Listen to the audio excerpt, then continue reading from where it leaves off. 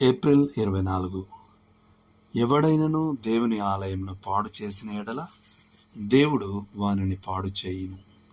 దేవుని ఆలయము పరిశుద్ధమై ఉన్నది, మీరు ఆ ఆలయమై ఉన్నారు. కొరింథీయులకు రాసిన మొదటి పత్రిక 3వ అధ్యాయం 17వ వచనం. ఈ వచనంలో దేవుని ఆలయం అనగా స్థానిక సంఘాన్ని సూచిస్తుంది. పౌలు మీరు ఆ ఆలయమై ఉన్నారు అని చెప్పినప్పుడు వ్యక్తిగత క్రైస్తవులతో కాక విశ్వాసులతో సామూహికంగా మాట్లాడుతున్నాడు. కొరింథులోని పరిశుద్ధులు దేవుని ఆలయంగా ఏర్పడ్డారు. అయితే వ్యక్తిగత విశ్వాసులు పరిశుద్ధాత్మకు ఆలయమై ఉన్నారనేది కూడా నిజమే. అపోస్తలుడు ఈ విషయాన్ని కొరింథీయులకు రాసిన మొదటి పత్రిక 6:19లో బయలుపరుస్తున్నాడు. మీ దేహం దేవుని వలన మీకు అనుగ్రహింపబడి మీలోనున్న పరిశుద్ధాత్మకు ఆలయమై ఉన్నదని మీరెరగరా? మీరు మీ సొత్తు కారు. దేవుని పరిశుద్ధాత్మ ప్రతి దేవుని బిడ్డ యొక్క శరీరంలో నివసిస్తాడు.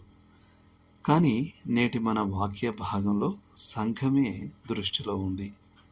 ఎవడైనను సంఘమును పాడు చేసిన ఎడల దేవుడు వానిని పాడు చేయనని పౌలు చెప్తున్నాడు. ఈ వచనంలో పాడు చేయుట అని అనువదించబడినది ఒకే అర్థంతో కూడిన పదం. ఒక స్థానిక సంఘము నిలిచి ఉండవలసిన జీవిత పవిత్రత మరియు సిద్ధాంత శుద్ధత నుండి దానిని ప్రక్కకు నడిపించడం ద్వారా పాడు చేయడాన్ని మరియు ఈ పాపానికి పాల్పడిన అపరాధిని దేవుడు ప్రతీకారంగా నాశనం చేయడాన్ని ఇది సూచిస్తుంది. W.E. వైన్. కాబట్టి ఒక స్థానిక సహవాసంతో జోక్యం చేసుకోవడం ఒక గంభీరమైన విషయమని మన వచనం మనల్ని హెచ్చరిస్తుంది. వాస్తవానికి ఇది ఒక రకమైన స్వీయ నాశనం. అయినప్పటికీ ఈ విషయంలో ప్రజలు తరచుగా ఎంతో అజాగ్రత్తగా ఉంటారు. ఇక్కడ ఒక వ్యక్తి ఉన్నాడు. అతనికి సంఘంలో తన ఇష్ట ప్రకారం జరగదు, లేదా అతను వేరొక సహోదరునితో తీవ్రమైన వ్యక్తిత్వ ఘర్షణలో చిక్కుకుంటాడు.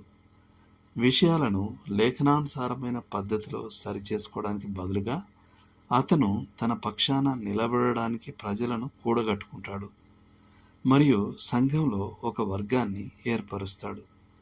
విషయాలు మరింత దిగజారి త్వరలోనే ఒక బహిరంగ చీలిక ఏర్పడుతుంది. లేదా బహుశా అది ఒక శరీరానుసారి అయిన సహోదరి కావచ్చు. ఆమె వేరొకరిపై అపవాదులు మరియు కొండెములు ప్రచారం చేస్తుంది.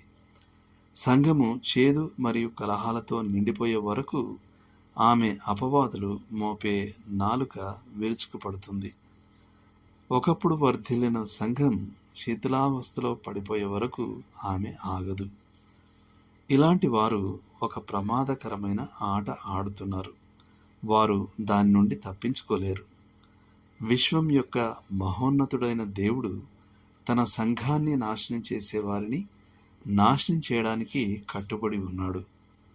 వర్గాలను ఏర్పరచడానికి మొగ్గు చూపే వారందరూ జాగ్రత్త. దేవుడు మిమ్మల్ని దీవించును కాక. ఆమెన్.